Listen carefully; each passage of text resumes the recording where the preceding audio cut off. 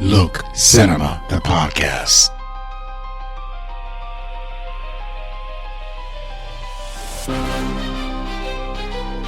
Hello, my name is Zoe. It's spelled Z-O or Z to the O for those of you outside of the U.S. Welcome back, friends. I was supposed to release the episode that featured Star Trek V with my fantastic guest, Christopher J. from Saturday Morning Podcast. But that episode isn't ready yet. So instead, I'm pulling out this bonus episode number 34 of Look Cinema, the podcast, where we take a look back at the movies of yesteryear, especially the movies of the latter half of the last millennium. So instead of the Star Trek V episode, we are going to take a look at a movie that I just watched for this bonus episode. And this movie is Project Hail Mary, a spoiler-free review. Now, if you like what you're about to hear, please tell your family, tell your friends, and tell that math teacher or that science teacher that was your favorite science teacher from back in middle school about Look Cinema. This is one of those movies I wanted to see because I read the book by Andy Weir called Project Hail Mary. I actually bought it a while ago. I bought it right around the time I did it. I don't know when I probably waited like a couple of years before I actually bought it. And I just kind of let it sit in my phone. I didn't read it. It just sat there on my phone. And the reason I hesitated reading it, why I even hesitated buying it, is because people were saying that Hail Mary wasn't as good as his first book, The Martian. So I wasn't even sure if I wanted to read it. And then I heard that the movie was coming out. They had made a movie about Hail Mary. And not only that, but he actually published a third book. I can't remember what it was called.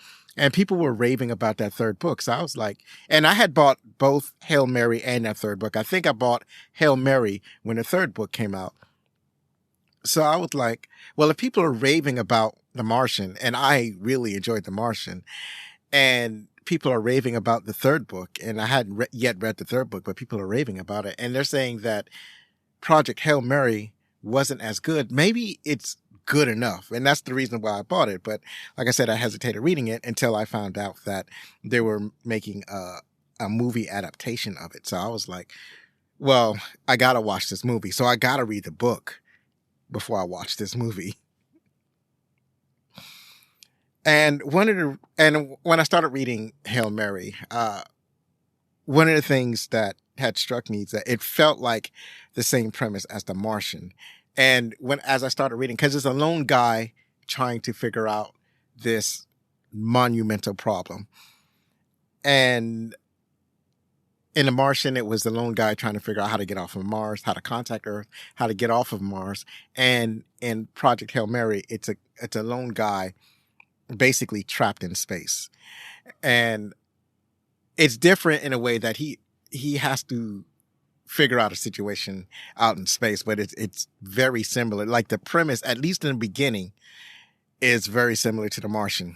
And from that standpoint, I can understand why people were saying it's not as good. Like when you read a sequel, it's not even a sequel, but when you read another book from the same author, you don't want to see like the exact same premise. It feels kind of tropey now, right? It's like this is your second book and you're already running out of ideas. So that was how I felt. But as the story developed, there were some interesting twists. In the first twist, which was spoiled in the movie trailer for the film, was that he when he's out in space, he runs into an alien. It's like he runs into a huge alien spacecraft, and he meets an alien. And that's the twist that they put in the trailer. And a lot of people who are fans of the book are feeling like, well, maybe that's something that they should not have revealed. And maybe that should have been a surprise for audiences. And I think it might have been better had they not revealed that. But but that is where we are. But that was the other thing that I had taken issue with the book, is that when I got to that part when he met the alien, it was like, oh, so this is a first contact story. And it's like, I wasn't entirely interested in a first contact story.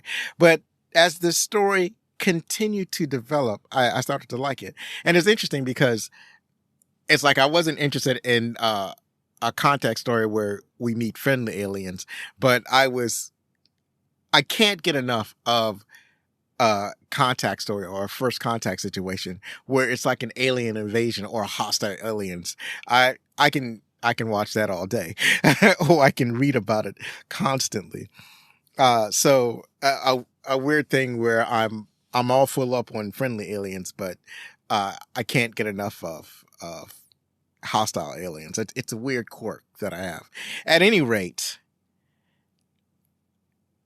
like I said, it's a relationship between the humans and the alien, or the one human and the one alien. It is the problems that were thrown in their way that they had to get together and solve.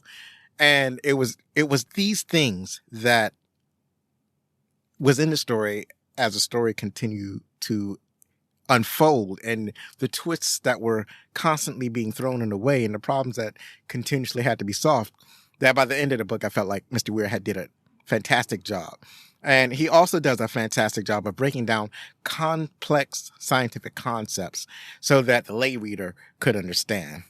It was, at the end, a fantastic story with gigantic stakes, and there were fantastic twists that I really loved. I just mentioned before. I'm repeating myself over and over again, but I just can't say enough about twists. The main twist that I'm thinking about is the one that happens like at the end of, I don't want to put out any allusions to what that twist is. If you're going to see the movie, I would encourage you to go and watch that movie for the twist at the end of the movie. I really liked it. And you're going to go there, and you're probably not going to know which twist I'm talking about, because there are like a couple of twists at the end, I think. At any rate, I want to give you my impressions of this movie, Project Hail Mary. I want to break it down about what I liked and what concerned me. And I want to give you enough information where you can decide whether, I mean, the first weekend's out already, but maybe you hadn't seen it. Maybe you watched something else, and on the second weekend, you're considering maybe or not you want to watch it. And I want to help you with that decision. One of the things that might help was that for some reason, I didn't know this until the end of the movie. Somehow I missed it in the trailer, but this movie was directed by Phil Lord and Christopher Miller. And these two guys are fantastic, because they directed 21 Jump Street and 22 Jump Street. And they also, I'm not sure if they directed, but they definitely produced the animated Spider-Man films, the Spider-Man Spider-Verse films. And both of those were fantastic. And I can't wait until the third one. And I'm not sure what else they directed, but I always have a good time. I know they almost directed Solo, a Star Wars story. And I wish that they had directed it, because it seems like they understand humor and story in a way that they really need to be, they need to put out some more movies. And that's why there was a lot of humor in Project Hail Mary, and the humor was good. Like, a lot of the humor landed, it was on point. And that is why, even though this is more of a dramatic, it's not a dramedy. This is more of a dramatic movie, but at the times that they chose to introduce humor in it, it was natural, it was amusing and funny, and it was something that is to be appreciated. There are three main characters in this movie. You have Ryan Gosling playing Ryland Grace. You have Sandra Hu playing Eva Strat. And then there's James Ortiz, who plays Rocky. With a film like this, it looks beautiful. It sounds beautiful. There was fantastic acting, and I would not have expected anything less. It just, like, when a movie starts, it's like it starts off looking like $1 million, and I'm like, that's what I've come to expect. you can't be putting me in a movie theater and it looks less than $1,000,000. It has to be fantastic. And it almost feels like trite and silly for me to praise how good this movie looks, but I think it should be remarked upon. What I like most about this film is that it's a very faithful adaptation to the original novel. And I very much appreciate that. And what I mean is that they kept the same themes, the same feelings that I felt when I read the novel, I experienced when I watched the movie. And the casting was fantastic. I really loved Ryan Gosling as Ryland Grace. And I remember that when I was listening, I was actually read the novel through as an audiobook. So it was more like a listening experience. And for whatever reason, I had a hard time imagining Ryan Gosling as I was reading the book. I kept imagining a character on Babylon 5 named Michael Garibaldi, and he's played by Jerry Doyle. So it was funny that as I was reading the novel, I was picturing Jerry Doyle playing Ryan Gosling, but not Jerry Doyle as he looks today. Jerry Doyle as he looked when he was in Babylon 5. It was kind of a struggle with my imagination. At any rate, Ryan Gosling was fantastic in this film. He has really come to a place where he's like an expert at transferring emotion. It was delightful. He's always charming in a movie, and that's what I really appreciated.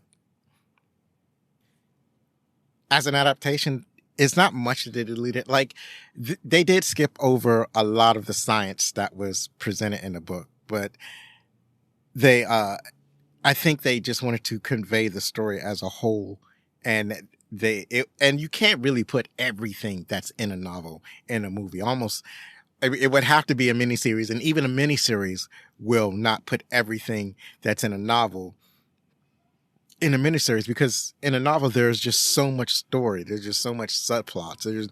There's so much that an author can expound upon, because a novel can be as big as a novel needs to be to express the story. But in a movie, you really are constrained by time, because you're constrained by budget. It's a bigger deal when you're dealing with a movie. So there was a lot of things that the movie had to, there were things that were in the book that they had put in the movie, but these things were a lot of times, it felt crammed in because they were de-emphasized. And for example, there's an alien. His name was Rocky. He's about the size of a medium-sized dog, but he weighs around 500 pounds. It's a small details that's not effectively relayed in the movie. You don't really see that. You don't get a sense of how heavy he is. And there are times when the ships have, well, at least Ryland ship, the Hail Mary, there are times when it has gravity. And so when it has gravity, that's when Rocky is 500 pounds, but you don't get a sense of his mass or how heavy he is when you watch the movie. So that's something that was de-emphasized. And not that it was all that important to the plot, but is a lot of the smaller details that were expressed in the novel that the novel spent a lot of time on is not really present in the movie, because the movie is focused on the overall story, not all the thousands of minute details that were in the novel. Another thing that I had a concern about is that there are certain events that happen in the film that may not be well depicted. I knew what was happening as I was watching it, but did anyone else know? Did anyone else have any idea who had not read the book know what was happening at the time on the screen? I'm not certain that they would know. And then there were certain events that didn't feel as important or didn't have the gravitas that maybe they should have had that were expressed in the book. So I'm not certain about those things. It's like, because I'm going in there in the theater having read the novel, but then there are certain sequences like, do the lay people know what's happening? Did the movie explain it enough so that they know what was happening? And this is something that I'm not entirely certain about. Another thing that was concerned was the length of the movie. It's 2 hours and 36 minutes, and it is slow paced at times. And the thing about a movie being slow paced, I want to hesitate to say that it's too long. A story is as long as it needs to be, and something is only too long if you get bored in the process of processing it. Like if you're watching a movie or you're reading a book and you're listening to a podcast and you're getting bored along the way, then no matter how long it is, and as soon as you start feeling bored, it becomes too long. So this movie, I don't think it's too long, but there are points when the pace might be a little slow. And full disclosure, I could feel the pace sometimes because it was slow, and sometimes I could feel the pace because by the halfway point of the movie, I had to pee, and I had to hold that joint in. And when you gotta pee, you could feel the pace of the movie. So pretty much as soon as ending credits came on, I got up and I left because the pee is not going to wait. Overall, I enjoyed it because of how closely it followed the book. It kept the original twist and the ending. It's a heartwarming story about family, friendship, and impossible goals. I love the humor and the depiction of how space is utterly soundless. It's a void. It's outer space. The score by Daniel Pemberton was an outstanding compliment to the film. Now, I mentioned that it's hard to recommend because of the slow pace, but because it is a long movie. You might feel the pace in certain scenes the way I felt the slow pace. And I don't mind a slow pace movie, but when I can feel it, when I feel like a scene might be taking too long, that's when I start to get weary. Will you feel this? I cannot be certain, but like I said, I don't think it's too long, and I don't think the pace is too slow. But only at certain points did I feel it. There are certain scenes that you might not understand what's happening.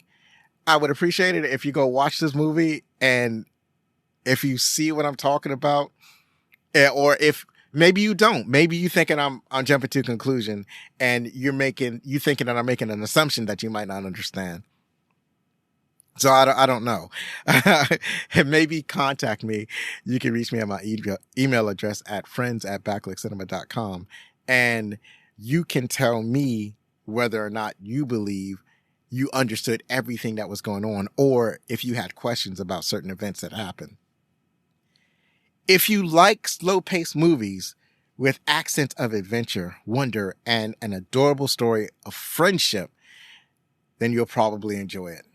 It seems to have gotten a lot of love from IMDb with an amazing 8.5%, or 8.5 out of 10.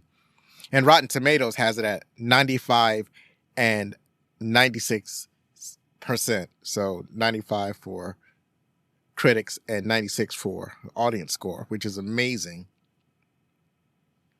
So those are encouraging. And I guess that's my impression. That's my review of Project Hail Mary. You can check out my official site at www.backlookcinema.com. You can reach me on social media at backlookcinema. And I'll catch you later in the week with Star Trek V with Christopher J. of the Saturday Morning Podcast. And if you're going to be anything, be outstanding.